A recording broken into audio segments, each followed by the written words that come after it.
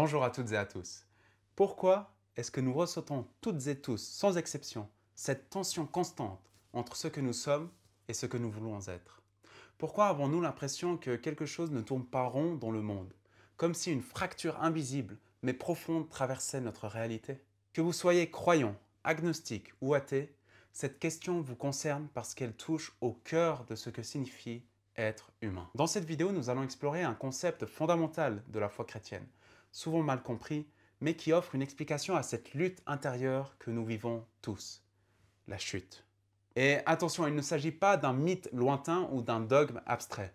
Ce concept, en lien avec nos échecs, nos désirs et même nos espoirs, révèle une vérité profonde sur notre existence. Ensemble, nous allons essayer de mieux comprendre ce qu'est la chute, pourquoi elle est si essentielle pour éclairer la condition humaine et comment elle se manifeste dans les luttes et les aspirations qui nous traversent chaque jour. Et surtout, nous réfléchirons à ce que cela peut signifier pour nous, ici et maintenant. La chute, dans la tradition chrétienne, désigne cet événement primordial où l'humanité s'est éloignée de Dieu, de sa perfection et de sa finalité. Cela commence avec le récit de la Genèse, le premier livre de la Bible, où Adam et Ève désobéissent à Dieu en mangeant le fruit de l'arbre de la connaissance du bien et du mal. Mais la chute, ce n'est pas simplement une histoire lointaine, c'est une vérité profondément inscrite dans la réalité que nous vivons aujourd'hui. La chute se manifeste par un écart ou une fracture que nous ressentons toutes et tous entre ce qui est et ce qui devrait être. Regardez votre propre vie. Combien de fois avez-vous pensé « je sais ce que je devrais faire, mais je n'y arrive pas ». Je veux être une meilleure personne, mais je continue à faire des erreurs. Le monde pourrait être un endroit tellement meilleur, alors pourquoi est-il si brisé ?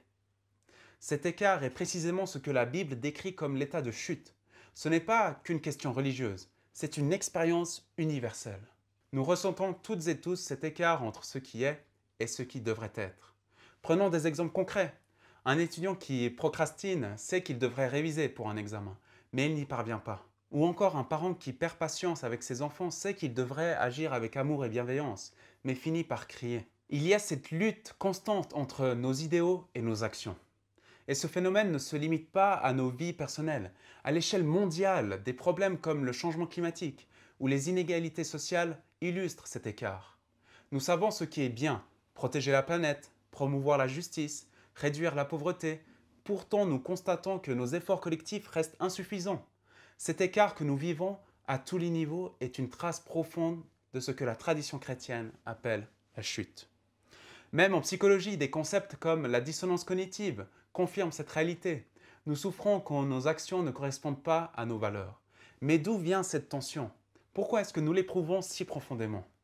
À première vue, il pourrait sembler que notre désir de perfection, de dépassement et d'amélioration soit simplement un mécanisme évolutif. Mais en y regardant de plus près, plusieurs points mettent en doute cette explication basée uniquement sur l'évolution. L'évolution, dans sa logique darwinienne, se concentre principalement sur deux objectifs, la survie et la reproduction. Les comportements qui favorisent ces deux fins sont sélectionnés pour se perpétuer. Mais notre désir de perfection dépasse largement ces préoccupations de base. Par exemple, l'art, la musique ou la quête philosophique. Ces activités ne contribuent pas directement à la survie ou à la reproduction. Pourtant, elles occupent une place centrale dans l'histoire humaine. Pourquoi des individus consacreraient-ils du temps, de l'énergie et des ressources à des activités qui ne leur apportent aucun avantage immédiat en termes de survie? Ce besoin de créer, de comprendre ou de rechercher la vérité indique une quête de transcendance qui va bien au-delà des exigences évolutionnistes. Un exemple concret est celui des martyrs, des saints ou des héros. Ces individus choisissent parfois délibérément de sacrifier leur propre vie pour des idéaux supérieurs, la vérité, la justice ou l'amour. D'un point de vue purement évolutionniste, de tels comportements semblent contraires à la logique de préservation de soi. Pourtant, ces actes continuent d'inspirer l'humanité et d'être valorisés comme des modèles de grandeur morale. Si notre désir de perfection n'était qu'un outil d'évolution, nous aurions attendu de lui qu'il reste limité à ce qui favorise notre survie en tant qu'espèce. Mais notre sens moral va beaucoup plus loin. On ne se contente pas de chercher à être suffisamment bon pour survivre. Nous ressentons un appel à une justice parfaite, à une bonté absolue et à une vérité universelle. Prenons l'exemple des droits de l'homme. Pourquoi nous sentons-nous obligés de défendre la dignité de personnes qui ne sont pas directement liées à notre survie ou à celle de nos proches? Pourquoi certaines personnes consacrent-elles leur vie à lutter contre des injustices qui n'affectent même pas leur propre existence immédiate. Ce sens moral universel est difficile à expliquer dans une perspective purement évolutionniste, où les priorités devraient être plus simples et plus pratiques. L'évolution ne cherche pas à éliminer le mal ou l'imperfection. Elle optimise simplement les chances de survie et de reproduction. Pourtant, nous sommes profondément révoltés par la souffrance, l'injustice et le mal, même lorsque ces phénomènes ne nous concernent pas directement. Prenons l'exemple de la famine ou de la guerre dans une région lointaine. Bien que nous ne soyons pas directement affectés, nous ressentons de l'empathie pour les personnes touchées et un désir d'agir pour corriger cette injustice. Une telle réaction n'est pas strictement nécessaire à notre survie ou à celle de notre groupe immédiat. D'où vient cette profonde révolte morale contre un mal qui, dans une perspective strictement évolutionniste, pourrait être perçu comme naturel ou inévitable? Si ce désir de perfection était purement issu de l'évolution, nous pourrions nous attendre à ce qu'il atteigne un équilibre pratique. Or, ce n'est pas le cas. L'humanité semble toujours insatisfaite, quel que soit son degré de progrès. Cette insatisfaction universelle se vide que même les plus grands accomplissements scientifiques, économiques ou sociaux ne parviennent pas à combler, suggère que notre désir dépasse ce que la réalité matérielle peut nous offrir. Prenons l'exemple de la technologie moderne. Malgré des avancées spectaculaires qui améliorent nos conditions de vie, le taux d'anxiété, de dépression et de vide existentiel augmente dans de nombreuses sociétés. Si notre désir de perfection était purement évolutionniste, pourquoi les progrès techniques et matériels ne suffisent-ils pas à apaiser ce désir? C.S. Lewis résume bien le problème avec cette citation célèbre. Si nous découvrons en nous-mêmes un désir que rien dans ce monde ne peut satisfaire, l'explication la plus probable est que nous avons été faits pour un autre monde. Ce désir de perfection, de transcendance et de sens ultime ne peut pas être réduit à un simple mécanisme évolutif. Il pointe vers quelque chose de plus grand, une réalité qui dépasse le cadre matériel. En d'autres termes, notre soif de perfection est une trace de notre origine divine et de notre destinée ultime en Dieu. Un exemple concret de cela est notre réaction à la beauté. Devant un coucher de soleil ou une symphonie magnifique, nous ressentons souvent une émotion qui va bien au-delà de ce que la biologie peut expliquer. Cette expérience esthétique, ce sentiment de plus grand que soi, suggère que nous sommes connectés à quelque chose de transcendant. Si notre désir de perfection était simplement un produit de l'évolution, il serait limité à la survie et à la reproduction. Or, ce désir dépasse largement ces frontières. Il inclut une inspiration au bien, au vrai et au beau, qui transcende notre réalité matérielle et nos besoins biologiques. Ce désir, selon la vision chrétienne, est le reflet de notre création par Dieu. Il témoigne de notre état de chute, mais aussi de notre appel à retrouver notre pleine communion avec Dieu. Si le monde est uniquement le produit d'un hasard, pourquoi avons-nous cette impression qu'il manque quelque chose? Si l'univers n'a ni sens ni finalité, pourquoi ressentons-nous une tension, un désir constant d'amélioration? Cette question est fondamentale, car elle touche à l'expérience humaine universelle du manque. Pour un non-croyant, cet écart entre l'idéal et la réalité peut sembler naturel, voire inévitable. Mais si nous vivons dans un univers purement matériel, façonné par le hasard, pourquoi serions-nous capables de concevoir un idéal? Pourquoi ressentons-nous une soif de perfection et de sens qui dépasse nos besoins biologiques et matériels? Certaines personnes ont tenté d'amener des explications comme Nietzsche, qui a tenté de résoudre ce paradoxe. Nietzsche propose le concept de surhomme, un être humain capable de transcender cet écart par sa propre volonté. Mais cette vision reste limitée. Elle ne répond pas pleinement à la profondeur de notre quête universelle de sens, ni à notre aspiration collective à la justice, à la bonté ou au sacrifice pour les autres. Elle laisse sans réponse cette boussole intérieure qui nous pousse à vouloir toujours mieux, même au détriment de notre propre intérêt. En revanche, la notion chrétienne de la chute offre une réponse plus satisfaisante. Nous ressentons cet écart parce que nous avons été créés pour un état de perfection et d'harmonie avec Dieu. Ce désir de combler l'écart est une empreinte de notre destinée originelle. La chute explique pourquoi nous percevons cet idéal tout en étant incapables de l'atteindre par nos propres forces. Elle montre que ce manque n'est pas une illusion, mais un écho de notre état initial et de notre vocation divine. Prenons un exemple que chacun peut comprendre.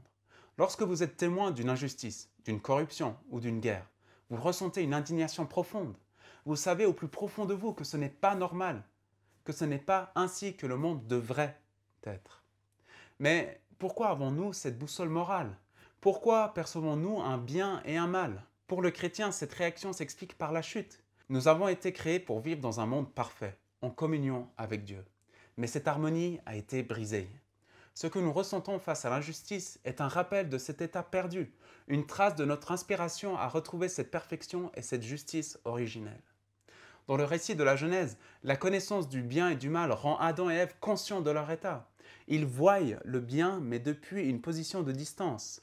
Cette dualité, se voir le bien, mais être loin de lui, est exactement ce que nous expérimentons tous les jours. Nous avons une vision du monde meilleure, mais nous sommes incapables de l'atteindre par nos propres forces. Un bon exemple de cette dualité se trouve dans nos relations avec les autres. Nous savons que nous devrions être patients, aimants et honnêtes avec nos proches. Nous avons une vision claire de ce que signifie une relation harmonieuse. Pourtant, combien de fois la colère, l'impatience ou l'égoïsme viennent-ils briser cette aspiration? Nous voulons le bien, une relation fondée sur l'amour et la compréhension, mais nous constatons souvent que nos actions échouent à refléter cet idéal. Et pourquoi? Parce que nous sommes déchus, incapables de vivre pleinement selon nos propres idéaux. Le philosophe et poète Dante décrit cette distance comme un moteur, un désir qui nous pousse à combler l'écart. Ce désir est omniprésent dans nos vies, qu'il s'agisse de vouloir réussir, aimer, être heureux ou trouver un sens à notre existence. Mais même lorsque nous atteignons certains objectifs, ce désir persiste. Et pourquoi? Parce que nous aspirons inconsciemment à quelque chose de plus grand, quelque chose de parfait, Dieu. Prenons un exemple simple. Imaginez que vous achetez une nouvelle voiture. Au début, vous êtes heureux, vous êtes content, vous êtes voilà, super, elle est magnifique. Mais rapidement, cette voiture qui semblait si importante perd son éclat.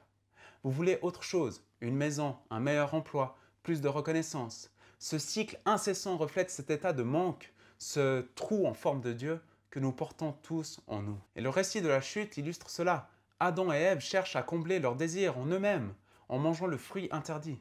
Mais au lieu de combler le vide, cela les éloigne encore plus de leur véritable finalité. L'un des messages les plus radicaux du christianisme est celui-ci. Pour combler cet écart, cet état de chute, nous devons mourir à nous-mêmes. Cela signifie renoncer à nos désirs égoïstes pour nous aligner avec un but plus élevé. Cela peut sembler paradoxal, voire difficile à accepter, mais regardons des exemples concrets pour mieux comprendre. Pensez à une personne qui abandonne une carrière lucrative pour travailler dans l'humanitaire. Elle renonce à sa sécurité matérielle pour répondre à un appel plus grand.